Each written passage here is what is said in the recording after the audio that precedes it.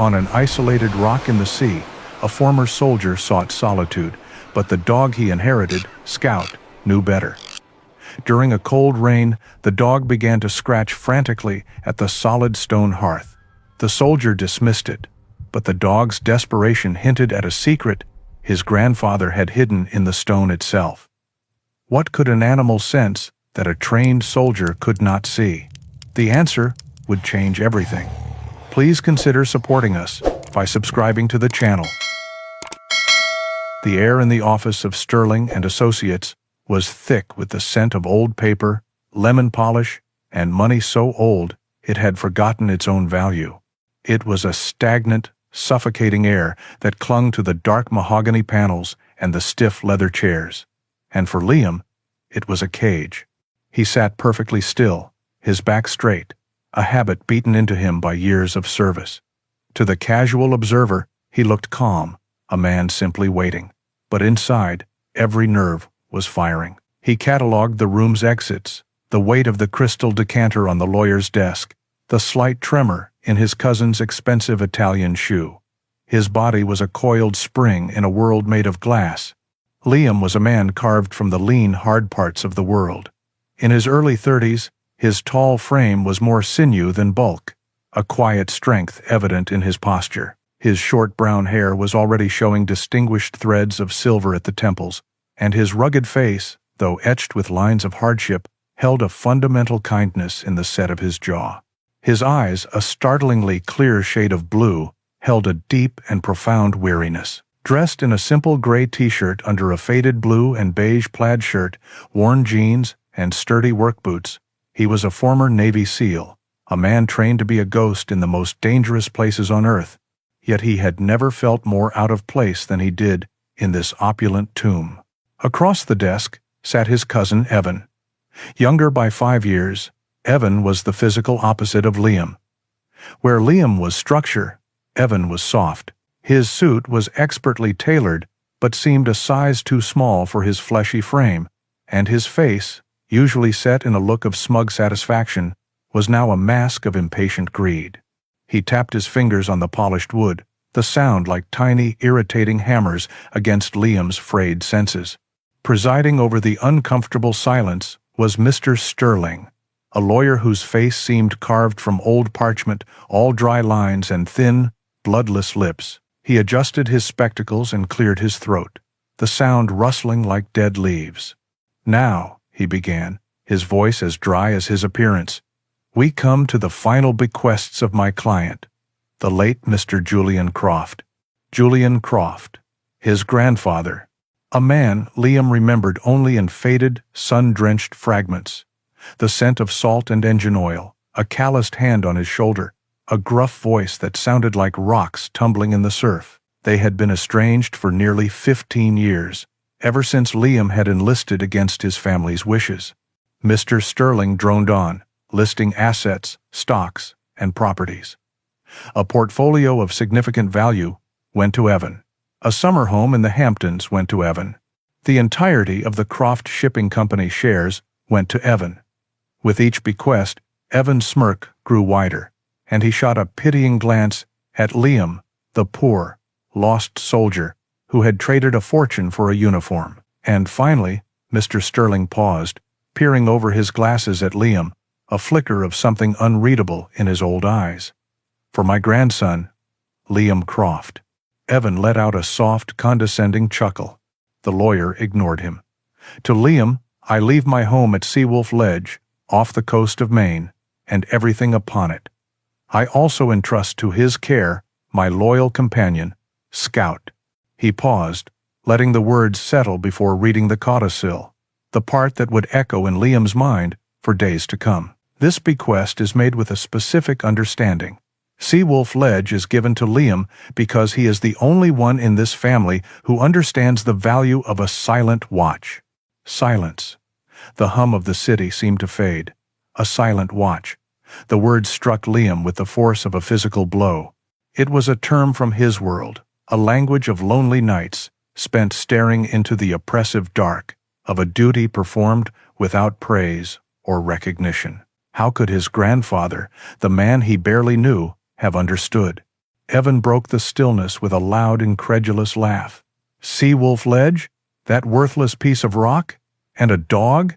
He shook his head, his face a caricature of disbelief and scorn. The old man really lost his mind at the end. Unless, he added, his eyes narrowing with a new kind of avarice, he buried treasure out there. You'd better start digging, cousin. It's all you're going to get.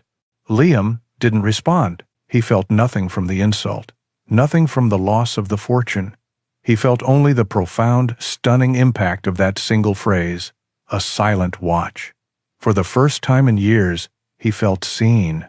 After Evan had swaggered out, leaving the scent of expensive cologne in his wake, Mr. Sterling leaned forward.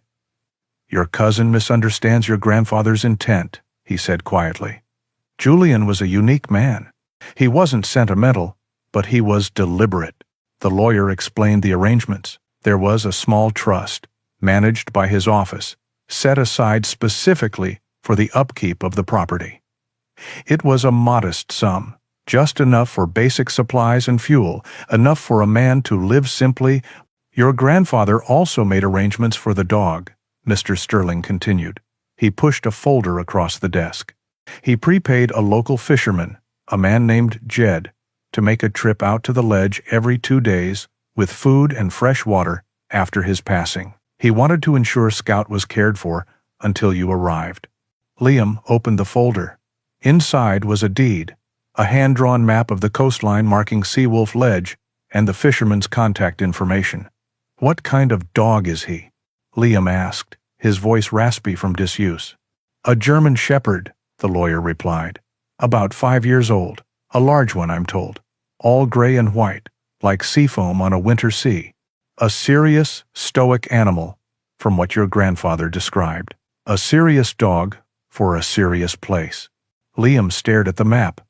A dot in the vast blue of the Atlantic.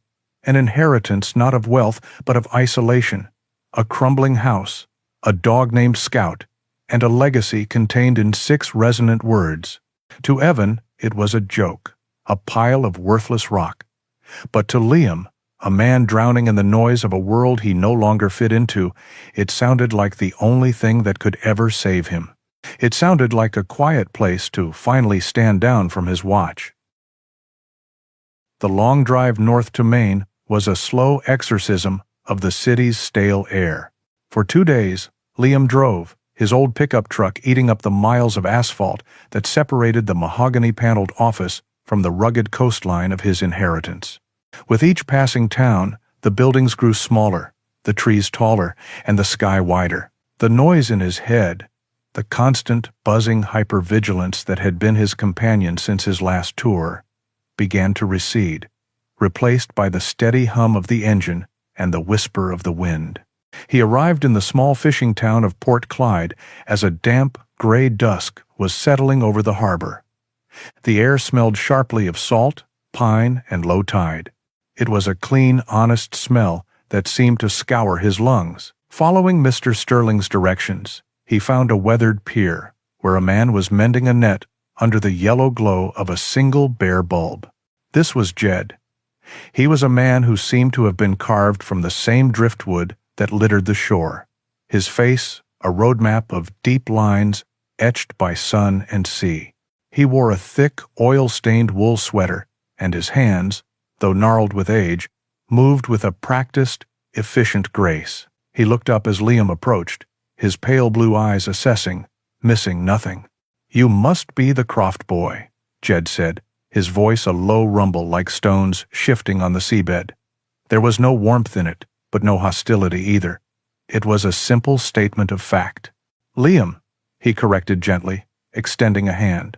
"And you must be Jed." Jed wiped his hand on his trousers before taking Liam's, his grip surprisingly strong. "Aye, your grandfather was a good man. Kept to himself, but he was fair." He nodded towards the end of the pier. "Your ride's waiting, and your company." Tied to a cleat was a small, sturdy motorboat. Its blue paint was chipped and faded, its hull scarred from countless encounters with docks and rocks, but it sat low and steady in the water. It was a workboat, built for purpose, not for show. And sitting in the stern, as still and silent as a statue, was a dog. Liam's breath caught. The lawyer's description hadn't done him justice. Scout was magnificent. A large, 5-year-old German shepherd. His thick coat was a stunning blend of silver gray and stark white, the colors of a winter storm over a churning sea. His ears were erect, his posture alert, and his intelligent, amber-colored eyes were fixed on Liam. There was no barking, no wagging tail, just a quiet, intense scrutiny. He was, as Julian Croft had described, a serious dog for a serious place. Liam moved slowly, approaching the boat. He stopped a few feet away and crouched down, making himself smaller. "Hey, Scout," he said, his voice soft. "I'm Liam." The dog's head tilted slightly. He rose from his seated position and walked to the edge of the boat, his paws silent on the fiberglass. He leaned forward, sniffing the air, his gaze never leaving Liam's. In that moment, Liam saw not just an animal, but a fellow sentinel. He saw the same watchfulness, the same quiet understanding of solitude that he felt in his own bones. It was an instant, profound connection, a silent acknowledgement that passed between two beings accustomed to the lonely watch. "He's been waiting," Jed said from behind him. "Since Julian passed, he just sits, watches the sea, like he knew you were coming." Liam reached out a hand, palm up. After a moment's hesitation, Scout leaned forward and gently touched his wet nose to Liam's fingers. A current seemed to pass between them, a transfer of trust. Then, for the first time, the dog's tail gave a single, slow thump against the side of the boat. It was enough. Jed helped him load his supplies, a few boxes of rations, tools, and a duffel bag with his meager belongings. He showed Liam the basics of the boat's engine, a simple, reliable diesel that coughed to life with a puff of black smoke. "She's not pretty, but she'll get you there and back," Jed grunted. "Your grandfather left her for you, paid in full." As Liam untied the ropes, Jed put a hand on his shoulder. "The ledge is a hard place. It asks a lot and gives little back. But your grandfather saw something out there. Hope you find it." With a final nod, Liam pushed off.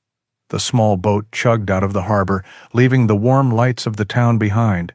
Scout stood at the bow, his paws planted firmly, his silhouette a noble shape against the darkening sky. He was perfectly at home on the moving water, a true creature of this new saltwater kingdom. After 20 minutes, it appeared. Seawolf Ledge. It was a jagged tooth of dark granite rising from the slate-gray water, more intimidating and desolate than he had imagined. Perched precariously on its highest point was a small, dark shape, a wooden house that looked like it was one strong gust of wind away from being reclaimed by the sea. Evan's mocking laugh echoed in his memory, a worthless piece of rock. Navigating carefully, Liam found the small, sheltered cove his grandfather had marked on the map. He cut the engine and let the boat drift the last few feet until its hull scraped against a crude stone landing. The silence that descended was absolute, broken only by the crash of waves against the far side of the rock and the cry of a distant gull. This was isolation in its purest form. Scout leaped effortlessly from the boat to the rock, then turned, waiting patiently. Liam followed, his boots finding purchase on the slick stone. He secured the boat and grabbed a bag, starting the steep climb to the house. The wind whipped at his clothes, cold and sharp with the taste of salt. The house was even worse, up close. The wood was bleached gray and splintered. The windows were clouded with salt spray, and one of the shutters hung from a single hinge, banging a mournful rhythm in the wind. He pushed the door open. It groaned in protest. The inside was sparse, filled with the ghosts of old furniture and the smell of damp disuse and the ever-present sea. A wave of despair, cold and heavy, washed over him. What was he doing here? This wasn't a refuge, it was a tomb. But then, a warm, solid pressure pressed against his leg. He looked down. Scout was standing beside him, leaning against him, his amber eyes looking up with an expression of unwavering loyalty. The dog's simple, grounding presence cut through the despair. This wasn't just a house. It was a shelter. It wasn't a tomb. It was a post. And he wasn't alone. He had company. Liam took a deep breath, the salt air filling his lungs. He dropped his bag on the floor, the sound echoing in the empty space. "Okay, Scout," he said, a sense of purpose beginning to kindle within him. "Let's get to work." The days on Seawolf Ledge bled into weeks, each one governed not by a clock or a calendar, but by the great, slow breathing of the ocean. Time was measured in the rise and fall of the tide, the shifting of the sun across the sky, and the growing ache in Liam's muscles. He and Scout fell into a rhythm, a Spartan routine that was both demanding and deeply restorative. Mornings began before sunrise, with Scout nudging a cold, wet nose into Liam's hand. They would start the day by walking the perimeter of their granite kingdom, a silent inspection of their post. Liam would check the mooring on the boat, ensuring the ropes were secure, while Scout stood watch from the highest point of the rock, his ears swiveling to catch every sound carried on the wind. The house, their battered fortress, demanded constant attention. Liam, using the tools his grandfather had left behind, became a student of salvage and repair. He learned the unique groan each floorboard made, the way the wind whistled through a specific crack in the wall. He replaced rotten planks on the small porch, rehung the crooked shutter, and painstakingly scraped layers of salt crust from the window panes until slivers of clear daylight could finally pierce the gloom. Each swing of the hammer, each turn of the screwdriver, was a focused, physical act that left no room for the ghosts of the past. The loud, sharp sounds that would have sent him spiraling in the city were different here. They were sounds of creation, of mending, and when he flinched, Scout would be there, a solid, reassuring presence at his side, grounding him in the here and now. His panic attacks, once crippling ambushes that left him breathless and shaking, began to lose their power. They still came, but they were shadows of their former selves, whispers of fear instead of roars. In the vast, open emptiness of the sea and sky, the triggers of his trauma had nothing to echo against. The quiet work of survival was a powerful therapy, and the stillness of the ledge began to seep into his soul. Their bond, Liam's and Scout's, deepened beyond that of a man and his dog. It became a partnership forged in shared solitude. They were two soldiers holding a lonely outpost, communicating in a language that needed no words. When Liam's frustration mounted over a stubborn nail or a warped piece of wood, Scout would rest his heavy head on his knee. When the familiar ache of loneliness settled on Liam's shoulders as he watched the distant lights on the mainland appear at dusk, Scout would let out a low, soft whine and push a worn tennis ball he had found under the porch into his hand. Liam learned to read the dog as well as he read the weather. A low growl directed at the waves meant the tide was turning aggressively. A persistent, sniffing patrol of the house's foundation meant a storm was rolling in. He trusted Scout's instincts implicitly, the same way he had once trusted the man watching his six in a dark alley halfway across the world. To supplement his packaged rations, Liam took up fishing. He found his grandfather's old rods and tackle box in a sea chest. He would cast his line off the western rocks, Scout sitting patiently beside him for hours, a statue of gray and white against the dark stone. The repetitive motion was meditative, and the thrill of a tug on the line was a simple, uncomplicated joy. He would share his catch with Scout, cooking the fish over a small fire pit he built in the lee of a rock outcropping. They would eat together, watching the stars emerge in a brilliant, unpolluted canopy, the only sounds the crackle of the fire and the steady wash of the surf. One afternoon, while repairing a small, water-damaged writing desk in the corner of the main room, he found a drawer that was stuck fast. After carefully working it loose, he discovered it was full not of papers, but of a collection of leather-bound journals. They were his grandfather's, ET8. He sat on the floor, Scout resting his head on his lap, and opened the first one. The handwriting was precise, the script of an engineer. But these were not personal diaries. They were logs, filled with meticulous observations. For years, Julian Croft had chronicled the life of this rock. There were detailed charts of tidal patterns, notes on the speed and temperature of the ocean currents that swirled around the ledge, and sketches of seabird migrations. But it was the last section of each journal that captivated him. His grandfather had written about what he called the songs of the ocean. He described the low-frequency hums that vibrated through the granite on calm nights, the distinct acoustic signatures of passing ships miles away, and the deep, resonant groans the seabed would make during a storm. Julian hadn't just been living on this rock. He had been listening to it, studying its voice, treating the entire ledge as a massive, organic listening device.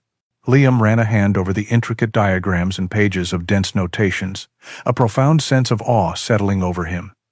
He was beginning to understand that his inheritance wasn't just a rock and a dog. It was a mystery. The discovery of the journals changed the texture of Liam's days. The physical labor of repairing the house continued, but now his evenings were spent in study, poring over his grandfather's meticulous notes by the light of a kerosene lamp. The rhythmic crash of the waves outside was no longer just background noise. It was the symphony that Julian Croft had spent years trying to decode. Liam felt a growing connection to the grandfather he barely knew, a kinship of shared purpose that spanned across time. He was no longer just an inheritor. He was becoming an archivist. A week after finding the journals, a cold, persistent rain began to fall, shrouding the ledge in a thick, gray mist that blurred the line between sea and sky. It was the kind of weather that seeped into the bones, forcing them indoors. Liam lit a fire in the stone hearth, the flames a welcome burst of orange and warmth against the gloom. He settled into an old armchair with one of the journals, while Scout lay sprawled on the worn rug before the fire, his head resting on his paws. For an hour, the only sounds were the crackle of the fire, the drumming of the rain on the roof, and the turning of pages. Then Scout stirred. He lifted his head, his ears twitching, and let out a low, almost inaudible whine. He rose and padded over to the hearth, sniffing intently at the large, flat slab of granite that formed its base, just to the left of the firebox. Liam watched him over the top of the journal. "What is it, boy? A mouse?" Scout ignored him. His sniffing became more frantic. He lowered his head and whined again, a note of quiet urgency in the sound. Then he did something he had never done inside the house before. He lifted a paw and scratched at the stone. The sound of his claws scraping against the rock was sharp and jarring in the quiet room. "Hey, easy," Liam said, putting the journal down. "You'll wear your claws down to nothing." Scout looked back at him, his amber eyes intense, and then deliberately turned and scratched the stone again, harder this time. A low, guttural bark escaped his throat, not a sound of aggression, but of deep frustration, as if he were trying to tell Liam something vital and lacked the words to do so. Liam stood up and walked over, crouching beside the dog. He ran a hand over the stone. It was cold, solid, and seemed no different from any other part of the hearth. "There's nothing here, Scout." But Scout was relentless. He paced back and forth in front of the stone, whining and nudging Liam's hand with his nose, pushing him toward the hearth. Liam felt a flicker of annoyance, but it was quickly replaced by something else. Trust. He remembered the nights in Afghanistan, when the team's combat tracker dog would freeze, refusing to move, alerting them to a hidden explosive device that would have killed them all. He had learned then, in the most brutal of classrooms, that the instincts of a highly trained animal were a language you ignored at your peril. And everything about Scout, from his stoic demeanor to his unwavering focus, screamed that he was more than just a pet. All right, I get it," Liam conceded, patting the dog's broad head. "You win." He examined the stone slab more closely. It was massive, set flush with the floorboards. But as he ran his fingers along the seam where it met the wooden floor, he felt it, a slight give, a minuscule shift that was imperceptible to the eye. He pressed down on the edge with all his weight, and he heard a faint, grating sound. His heart began to beat a little faster. He went to the sea chest where he stored his tools and pulled out a long, heavy-duty crowbar. Wedging the flattened tip into the tiny gap, he put his shoulder into it and heaved. For a moment, Nothing happened. Then, with a deep groan of protest, the heavy stone slab tilted upwards. Beneath it was not dirt or foundation, but a dark, hollow space. The air that rose from it was cool and dry, with a faint metallic scent. Lining the cavity completely was a dull, gray metal. Lead, a lead-lined box built right into the foundation of the house, protected by a stone that must have weighed 300 pounds. Scout stood beside him, panting softly, his tail giving a few slow, satisfied thumps against the floor. Reaching inside, Liam's fingers brushed against two objects. The first was a book, similar to the other journals but wrapped in oilcloth, perfectly preserved. The second was a heavy object made of brass. He lifted it out. It wasn't a key in any traditional sense. It was a solid piece of machined brass, with a T-shaped handle and a cylindrical end that was cut with a series of complex, interlocking notches and grooves. It looked more like a specialized component for a piece of machinery than something used to open a door. He set the strange key aside and unwrapped the journal. He opened it to the first page. The same precise engineering script greeted him, but this time it was different. My name is Julian Croft. In the year 1973, I was honorably discharged from the United States Navy, where I served as a senior acoustic engineer in the Sound Surveillance System project. Liam read the words again, and then a third time. An acoustic engineer, the Navy. The journals filled with notes on the songs of the ocean suddenly snapped into sharp focus. This was never a fisherman's hobby. This was the life's work of a specialist, a man who had been professionally trained to listen to the secrets of the deep. He slowly looked up from the page, his gaze falling on the strange brass key glinting in the firelight. The mystery of Seawolf Ledge, he realized, was only just beginning. The fire in the hearth had burned down to glowing embers, but Liam felt no chill. The words on the page in front of him were a fire of their own, burning away decades of mystery. He sat on the floor, the oilcloth-wrapped journal open in his lap, Scout, a warm, heavy presence, leaning against his side. The strange brass key lay on the stone hearth, its intricate design catching the faint, pulsing light from the coals. Sound Surveillance System. The official project name was Clinical Cold, but in Julian Croft's private writings, the project came alive. This journal was different from the others. It was not a log of observations. It was a confession, a manifesto, and a blueprint for a secret world. With a growing sense of disbelief, Liam read about the genesis of Seawolf Ledge. His grandfather, a brilliant but cantankerous engineer, had discovered that this specific, worthless piece of rock was a geological anomaly. The unique density and composition of the granite deep within the ledge acted as a natural acoustic amplifier, a massive, passive lens that could focus the faintest sounds from the deep ocean channel a dozen miles offshore. It was, he wrote, a gift from the earth, a natural listening post more sensitive than any man-made array of the time. The journal detailed the secret construction, a project Julian had undertaken after his discharge, funded by his own savings and a quiet patent he had sold. He described, with an engineer's pride, how he had spent 5 years hollowing out a chamber deep within the stone, a feat of solitary, back-breaking labor. Then came the part that made Liam sit up straighter, the power source. Julian had been obsessed with self-sufficiency, with creating something that could not be shut down by cutting a power line from the mainland. He had designed and built a revolutionary tidal generator. Using a series of concealed underwater turbines in a narrow channel on the north side of the ledge, the system harnessed the immense, relentless power of the anointing and ebbing tides. It was a self-contained, self-sustaining power source that would, in his words, run as long as the moon pulls the sea. He had even installed a complex series of batteries and regulators to ensure a steady supply, a design so elegant and far-sighted it took Liam's breath away. But as the journal progressed, the tone of pride was replaced by a deep, simmering bitterness. Julian wrote of his final years in the Navy, of presenting his research on the unique properties of places like Seawolf Ledge. He had envisioned a network of small defensive listening posts, an invisible shield to protect the coast.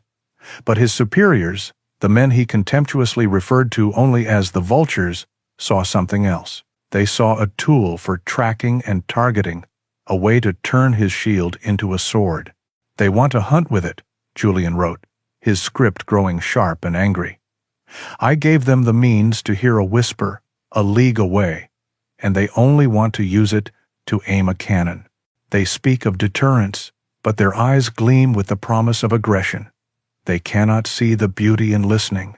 They only see the utility in killing." Disgusted, he had taken an early discharge, burying his research and dedicating his life to building his creation in secret, on his own terms.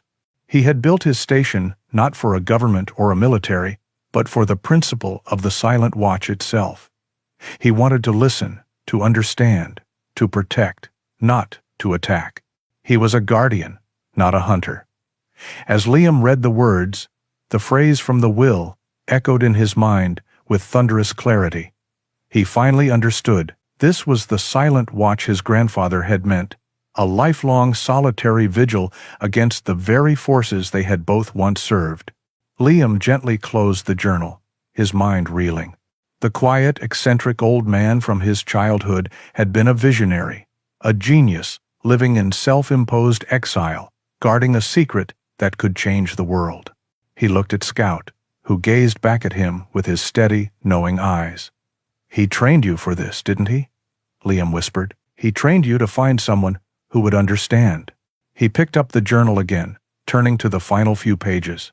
The narrative prose stopped abruptly. It was replaced by something starkly familiar, a language he understood as well as English. The pages were filled with lines of numbers, letters, and naval abbreviations. It was a cipher, a standard grid-based naval code he had learned in training. His mind, long accustomed to the slow rhythm of the tides, sharpened instantly, slipping back into the disciplined focus of his former life. He found a pencil and a spare sheet of paper and began the methodical work of decryption. It was a slow process, a conversation with a ghost conducted in the arcane language of the military. The decoded message was not a simple set of instructions. It was a series of riddles steeped in naval lore. Where the sea breathes out and the stone sighs, the spring tide, Liam realized, the lowest tide of the month, when the maximum amount of rock was exposed. At the hour of the dog watch, between 1600 and 2000 hours, late afternoon. Follow the kraken's arms to the heart of the trident. He remembered from the earlier journals his grandfather's fanciful name for a unique rock formation on the far side of the ledge, a series of long, dark kelp beds that looked like tentacles stretching from a central, three-pronged rock. The final line of the code was a simple drawing, the profile of the strange brass key, with an arrow indicating a twisting motion. Liam leaned back, the decoded message laid out before him. It was a treasure map, but the treasure wasn't gold. It was a hidden door, a gateway into his grandfather's secret world. He looked at the heavy brass key, its purpose now terrifyingly clear. Then, he looked out the window at the gray, churning sea. The tide was turning. Waiting became a new kind of watch. With the decoded message from his grandfather's journal tucked safely away, Liam's days were now ruled by a single purpose. He consulted Julian's meticulous tide charts, cross-referencing them with the small almanac he had brought with him. He watched the moon wax and wane, a sliver of silver growing into a full, brilliant disk that cast a shimmering path across the water. The spring tide was 3 days away. During that time, an electric tension settled over the ledge. It was a shared anticipation, a silent understanding that pulsed between man and dog. Scout seemed to sense the shift. He was even more attentive than usual, his amber eyes often fixed on Liam, his head cocked, as if waiting for a command that had been encoded in his very being. They would make their daily patrols, but now their gazes lingered on the far side of the island, on the jagged formation of rocks that Julian had named the Trident. On the third day, the air was still, and the sea was a sheet of glass. The tide began to recede with an almost preternatural speed, pulling back farther than Liam had ever seen it go. It was as if the ocean itself was taking a deep, slow breath, exposing the ledge's hidden foundations. Rocks that had been perpetually submerged were now slick and dark in the afternoon sun, adorned with glistening green and brown seaweed. The world smelled of salt, brine, and ancient stone. It was time. The hour of the dog watch was upon them. "Ready, boy?" Liam asked, his voice low. Scout responded with a soft woof, his body tense with excitement. Liam slung a small, durable pack over his shoulder. Inside, he had placed a powerful flashlight, a length of sturdy rope, and a bottle of water. He slipped the heavy brass key into his jacket pocket, its weight a solid, tangible link to the past. He checked his sturdy work boots, then gave Scout a final, firm pat on the head. "All right, let's go see what he was hiding." They made their way down the treacherous path, from the house to the newly exposed shoreline. The footing was slick with sea moss, and the air was thick with the cries of gulls disturbed by the receding water. Scout moved with a confident four-footed grace, his paws finding purchase where Liam's boots sometimes slipped. He led the way, not with frantic pulling, but with a steady, purposeful trot, occasionally looking back to ensure Liam was following. They reached the formation Julian had called the Kraken's Arms. It was a series of long, thick beds of dark brown kelp, exposed by the low tide, that snaked their way from the deeper water toward the base of a tall, three-pronged cliff face, the Trident. The kelp was like a carpet of living tentacles, and they had to navigate through it, the thick, rubbery fronds clinging to their legs. Liam followed the instructions, tracing the path of the kelp to the base of the central prong of the cliff. It was a sheer wall of granite, slick with moisture and covered in a thick tapestry of seaweed and barnacles. It looked impenetrable, a solid, unyielding piece of the earth. There was no sign of a door, no hint of a seam, nothing to suggest it was anything other than what it appeared to be. For a moment, a sliver of doubt entered his mind. Had he misread the code? Was this all a wild fantasy? Then Scout acted. He pushed past Liam, his nose to the rock. He moved along the base of the cliff, sniffing, his tail held low and straight. He stopped at a spot that looked identical to every other section of the wall, a place completely draped in a thick curtain of dark green seaweed. He sniffed it once, twice, and then he looked back at Liam. He let out a single, sharp, commanding bark. It was not a sound of alarm or excitement. It was a sound of confirmation. Here. Liam's doubt vanished, replaced by a surge of adrenaline. He trusted the dog. He made his way to the spot and began pulling the heavy, wet curtains of seaweed aside. The rock beneath was dark and slimy to the touch. He ran his hands over the surface, feeling for any imperfection, any crack or seam. Nothing. "Show me," he murmured. Scout nudged a specific spot with his nose, right at waist height. Liam focused on that small area, wiping away the slime and sea moss, and then he saw it. It was not a keyhole, not a button, not a handle. It was a perfectly circular indentation, no bigger than a coin, with a complex, gear-like pattern cut into its center. It was so seamlessly integrated into the rock face that it was virtually invisible unless you knew exactly where to look.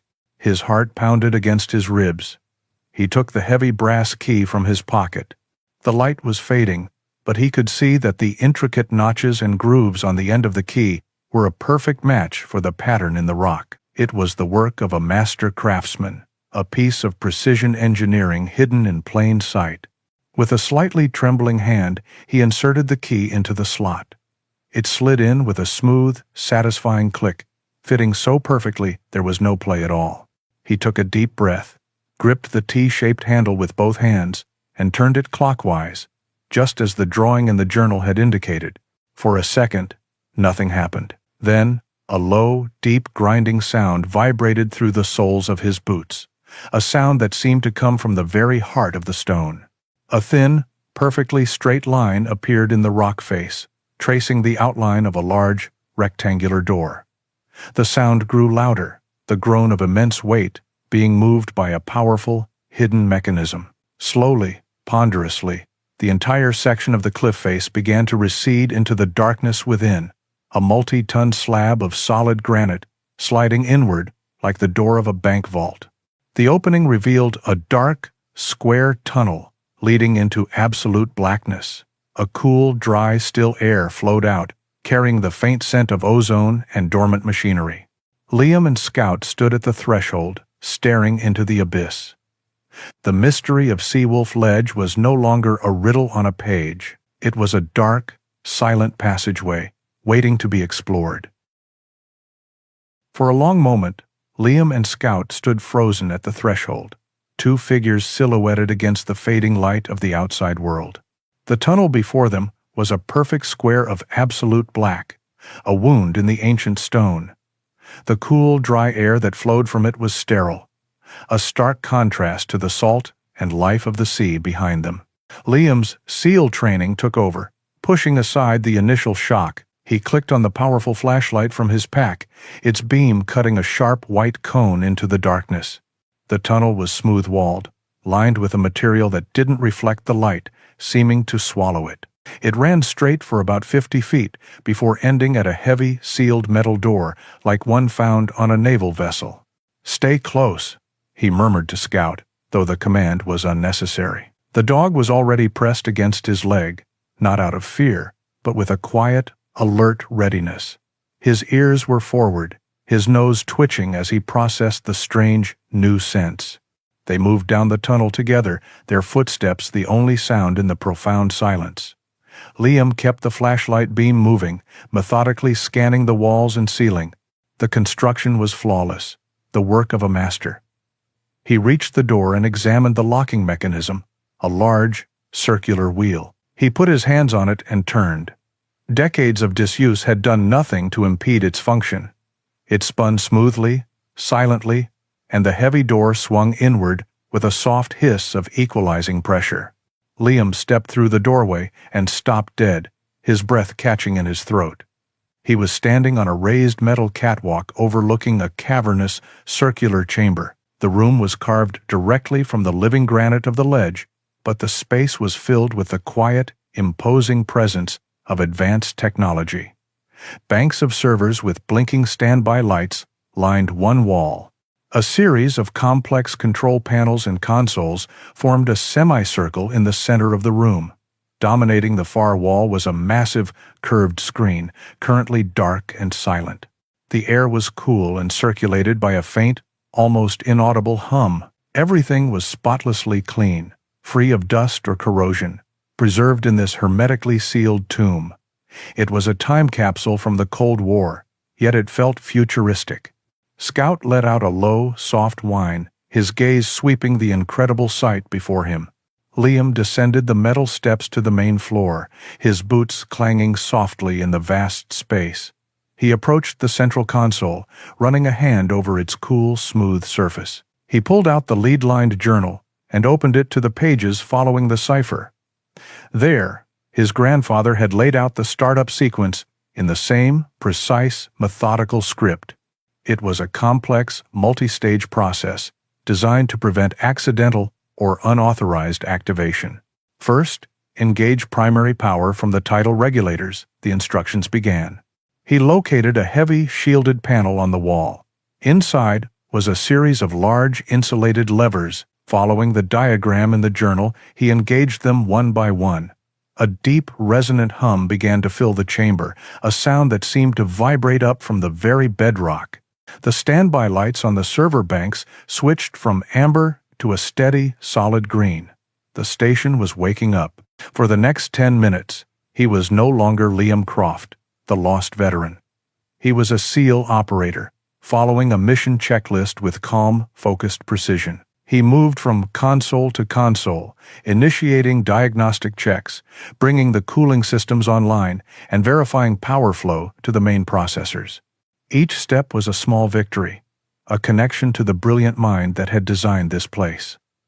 Scout shadowed his every move, a silent, gray and white ghost in the suddenly illuminated room. Finally, he arrived at the last step. A single, protected button on the main console, labeled Acoustic Array, Online. He took a breath, looked at Scout, and pressed it. The massive, curved screen flickered. Lines of diagnostic text scrolled rapidly across its surface in a green, phosphorescent script. A wireframe map of the local coastline appeared, then a series of concentric circles expanded from a point marked Seawolf Ledge. And then, it happened. The text and lines vanished, replaced by an explosion of light and color. The screen was no longer a screen. It was a window into a world of pure sound. The deep, silent black of the ocean was rendered as a living tapestry of noise. The steady, low-frequency drone of a distant cargo ship was a slow-moving river of deep purple. A pod of dolphins communicating a few miles away was a series of flashing, electric blue streaks. The biological noise of a shrimp bed was a constant, shimmering cloud of pale green static. Liam stared, utterly mesmerized. He was seeing the symphony his grandfather had written about. It was a world more vibrant, more complex, and more alive than he could have ever imagined. He could see the currents, feel the tectonic hum of the earth, and witness the secret conversations of the deep. It was beautiful and terrifying and overwhelmingly powerful. This was what Julian Croft had dedicated his life to. Not a weapon, but a new sense, a way to perceive the very heartbeat of the planet. As he stood there in awe, his eyes were drawn to a small brass plaque affixed to the console, just below the main screen. It had been polished to a high shine. Engraved on it, in his grandfather's familiar script, was the final message, the guiding principle for this entire incredible creation. Use it to protect, not to profit. The watch is now yours. While Liam was discovering a hidden world beneath the waves, his cousin Evan was digging through a world of paper and numbers, and he was not pleased. Back in the city, surrounded by the comfort his inheritance had bought him, a persistent, gnawing irritation had taken root.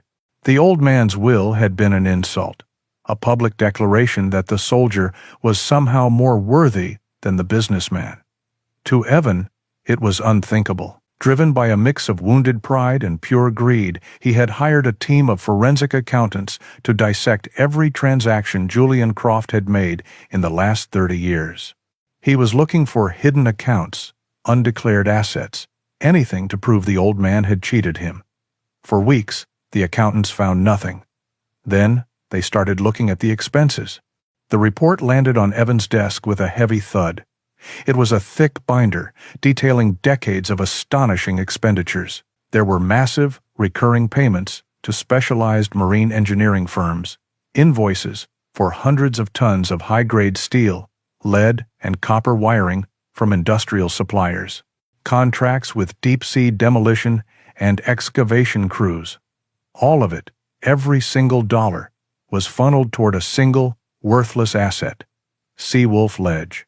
Evan stared at the numbers, his mind racing. It wasn't a treasure chest of gold his grandfather had hidden. It was something he had built, something expensive, something valuable. His imagination, fueled by avarice, ran wild. A private research lab? A hidden vault? A revolutionary piece of technology? Whatever it was, it belonged to him, the true heir. The soldier could have his rock, but the prize hidden within it was another matter entirely. He made a few calls. The first was to secure transport. The second was to hire protection. He didn't know what he would find out on that ledge, but he wasn't going to let his quiet, traumatized cousin stand in his way. 2 days later, a sleek, powerful motor yacht cut through the gray Maine waters, its white hull a jarring intrusion against the rugged landscape. At the helm stood Evan, dressed in an expensive waterproof jacket that looked like it had never been exposed to so much as a drizzle. Beside him stood 2 men he had hired for the afternoon. One was short and wiry with a nervous energy. His name was Finn. The other was a mountain of a man, silent and brooding, called Rook. They were not sailors. They were muscle. their discomfort on the moving water obvious. As they rounded the final outcropping and Seawolf Ledge came into view, Evan let out a triumphant laugh. The dilapidated shack on top looked as pathetic as ever. "There it is," he announced. "The kingdom of the king of nothing." Liam and Scout were outside, mending a fishing net near the house, when they heard it, a sound alien to their quiet world. The high-pitched whine of a powerful engine, growing closer. Scout was on his feet in an instant, a low, rumbling growl starting deep in his chest. Liam stood slowly, his eyes scanning the water. He saw the yacht, a bright white scar on the gray sea, heading directly for their cove. He felt no panic, just the cold, familiar calm of a threat assessment. 3 men, one he knew. 2 unknown quantities. They were deliberate, not lost tourists. He placed a hand on Scout's back, the thick fur tense beneath his palm. "Easy, boy," he murmured. "Stand your post." The yacht anchored clumsily in the cove, its polished chrome fittings glittering in the pale sun. Evan, Finn, and Rook boarded a small inflatable tender and motored to the stone landing. Evan leaped out, his expensive deck shoes slipping on the wet rock, and he nearly fell. "Liam!" he called out, his voice a jarring mix of false cheer and arrogance. "Cousin, fancy finding you here. I was in the neighborhood and thought I'd drop by." Liam didn't move from his spot near the house, forcing them to make the difficult climb up to him. Scout remained at his side, his growl a steady, menacing hum. As the 3 men approached, the dog shifted his position slightly, placing himself squarely between Liam and the newcomers. "That's a big dog," Finn said nervously, eyeing Scout's bared teeth. "He's friendly enough, if you give him a reason to be," Liam replied, his voice flat and even. His gaze never left Evan. "What do you want, Evan?" "Straight to business." "I like that," Evan said, trying to regain his composure. He waved a hand dismissively at the shack. "I've been looking through Granddad's finances. It seems he spent a fortune turning this pile of rocks into, well, that's what I'm here to find out. I'm here to claim my property." "You got your inheritance," Liam said.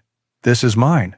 "The rock is yours," Evan sneered, his facade of friendliness dissolving. "Whatever technology, whatever vault, whatever he built here with the family's money, is mine. Now, you can show me where it is, or we can do this the hard way." He nodded at Rook, who took a menacing step forward. Liam didn't even glance at the big man. His focus remained on his cousin. He was the threat commander. "There's nothing here for you," he said.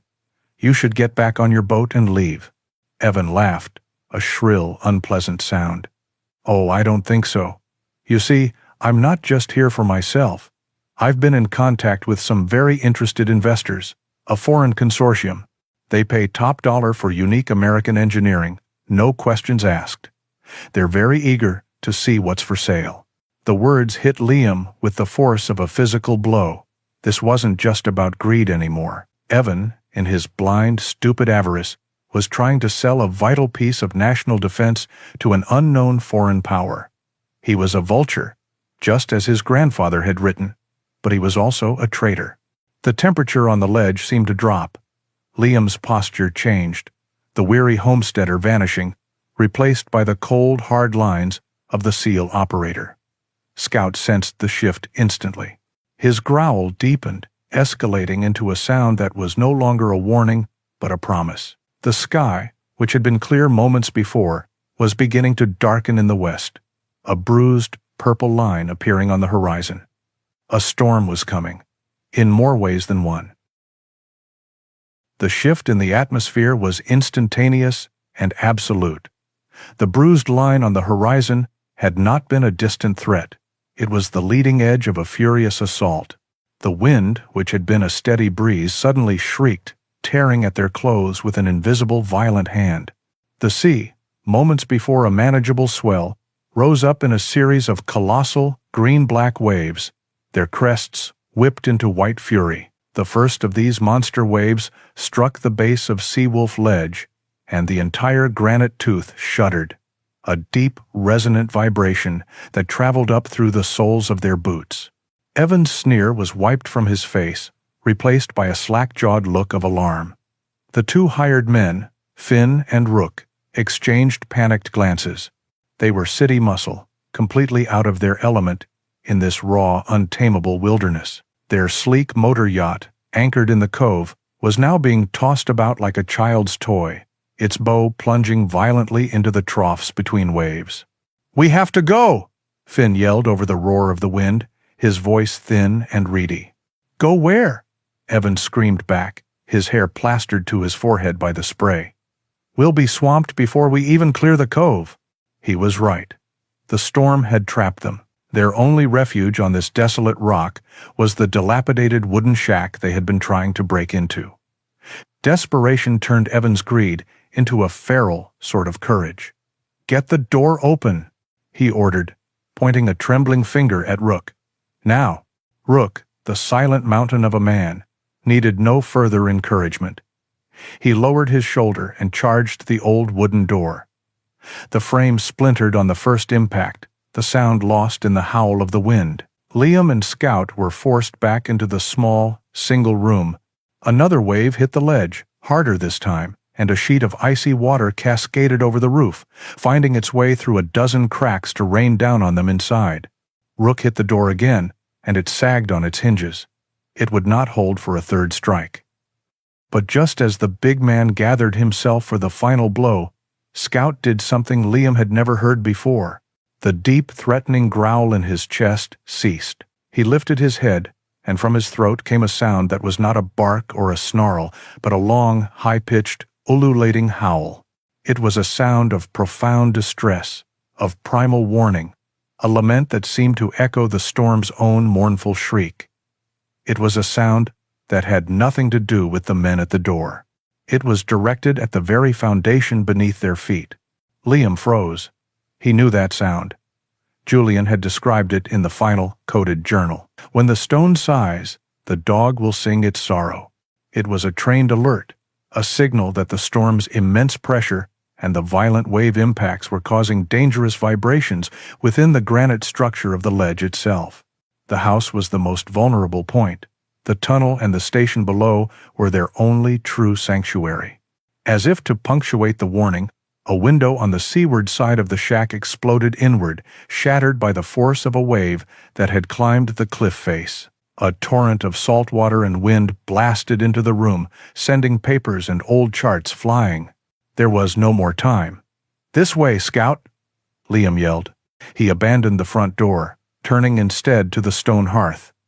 He heaved on the massive slab he and Scout had lifted days before.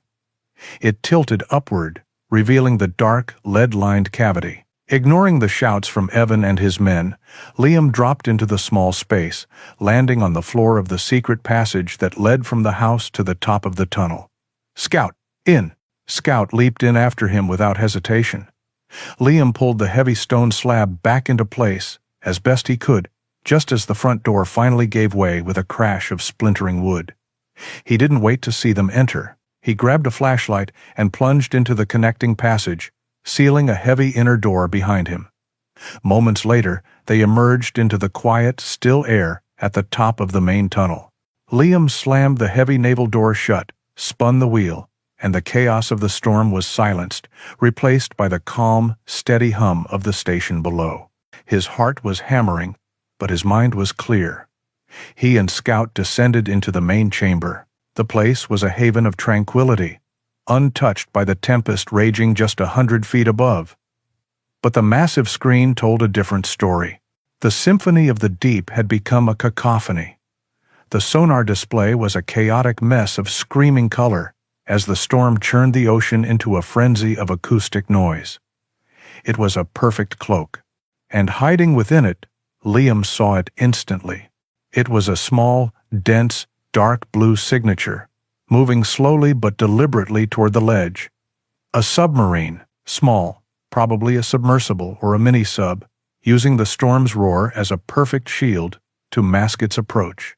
These were Evan's investors, arriving for their purchase. The dual threat slammed into him with the force of a physical blow. Above, trapped in a rapidly disintegrating shack, were three hostile but now helpless men. Below, Closing in on his position was a fourth, unknown, and infinitely more dangerous enemy. And the entire structure he was in was under immense physical stress from the storm, just as his grandfather had feared and Scout had warned. He was trapped between the wrath of the Atlantic, the greed of his cousin, and the arrival of a predator from the deep. He stood before the glowing screen, the fate of this incredible legacy, and possibly his own life, resting on his next move. Fleeing was impossible. Fighting on two fronts was suicide. A desperate, incredibly risky idea began to form in his mind. A decision that went against every instinct he had, but was the only tactical option left. He had to consolidate the threat. The decision crystallized in Liam's mind, cold and absolute. He was a guardian of this place, and that meant protecting it from all threats, both inside and out. He looked down at Scout, whose amber eyes were fixed on his, waiting. "Watch them," Liam commanded, his voice a low, steady tone that carried the unmistakable weight of authority. He gestured toward the screen, where the hostile submarine signature pulsed. Then he turned and moved toward the tunnel that led back to the world of chaos. He ascended the passage, the calm hum of the station fading behind him, replaced by the muffled, terrifying roar of the storm. He opened the inner hatch, and the sound grew, a physical pressure against his ears. He took a deep breath and pushed open the heavy stone slab into the maelstrom of the disintegrating shack. The scene inside was one of pure chaos.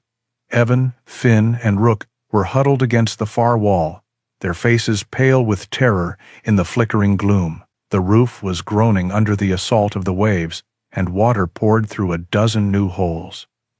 The front door was gone, offering a terrifying view of a black, churning sea.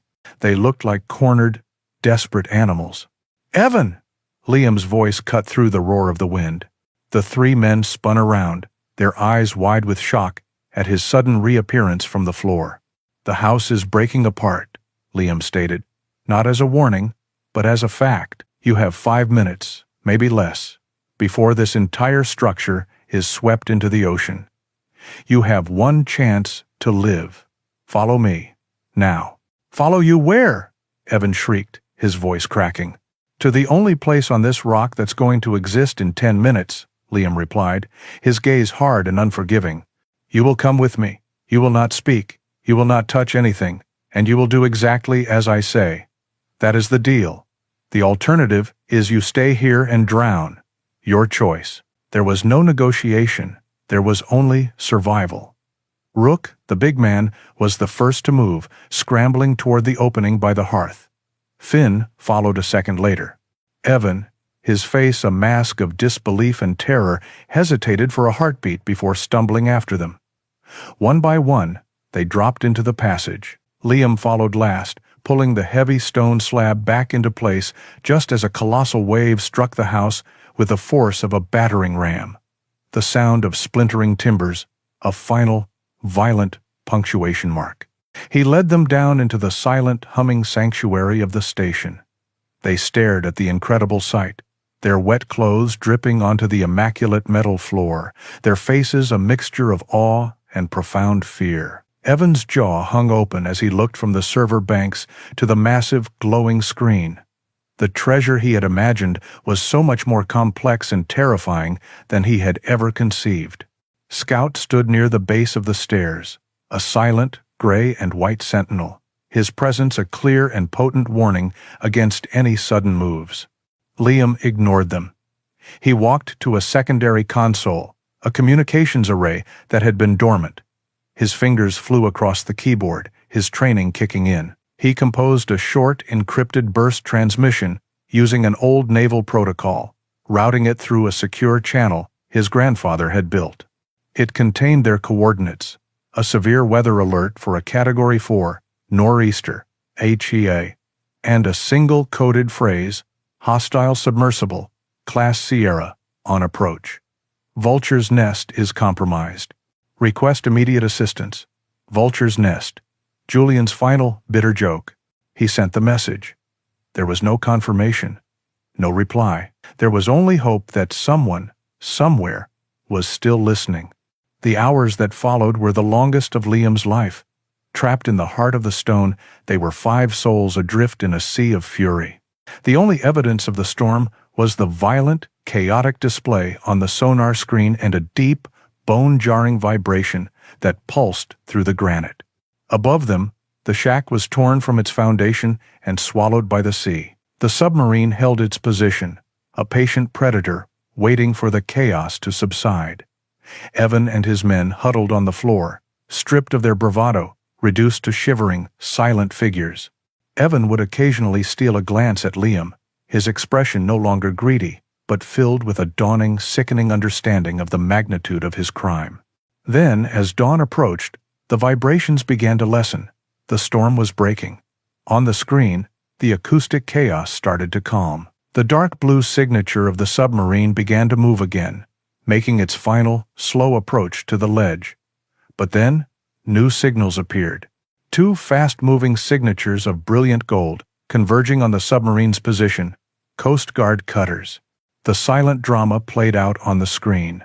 The submarine abruptly changed course, attempting to flee. The cutters were faster. They bracketed the sub, and the blue signature slowed, then stopped. It was over. 2 hours later, under a clean, rain-washed sky, the heavy granite door of the station slid open. Liam, Evan, Finn, and Rook emerged, blinking in the bright sunlight. The top of the ledge was a scene of utter devastation. Nothing remained of the house but a few splintered planks wedged between the rocks. A Coast Guard cutter was anchored in the cove, and armed sailors were waiting. Evan and his men were taken into custody without a word, their faces etched with defeat. Another vessel arrived shortly after, a sleek gray naval transport. A single man disembarked and climbed the ledge. He was older, in his late 60s, with a face that was both kind and authoritative, wearing the crisp uniform of a Navy admiral. He walked straight to Liam, his eyes taking in the scene. "Liam Croft?" he asked, his voice calm. "I am Admiral Hayes. Your grandfather and I served together on the SOSUS project a long time ago. I was the one who got your message." Vulture's Nest. Only Julian would have called it that. Hayes looked at the entrance to the station, a look of profound respect on his face. "We always wondered what he was building out here. We knew it was brilliant, but we never knew it was this." He turned back to Liam. "The technology in there is unique, irreplaceable. Julian's design is a generation ahead of its time. Even now, it cannot be abandoned, but it's too sensitive to be run by just anyone." He paused, his gaze meeting Liam's. "Your grandfather left this place to you for a reason. He believed you were the only one who understood the watch. It seems he was right. We would like to make it official. We are prepared to offer you a special civilian contract with naval intelligence. You would be the sole guardian and operator of this station. Your mission would be to continue his work, to listen, to protect." Liam looked out at the horizon, at the endless blue expanse of the Atlantic. He felt Scout press against his leg, a warm, solid anchor in this new reality. The loneliness, the ghosts, the feeling of being an outcast had vanished, washed away by the storm. He had found his purpose, not in some distant, war-torn land, but here, on this worthless piece of rock. "The watch is now yours," his grandfather had written.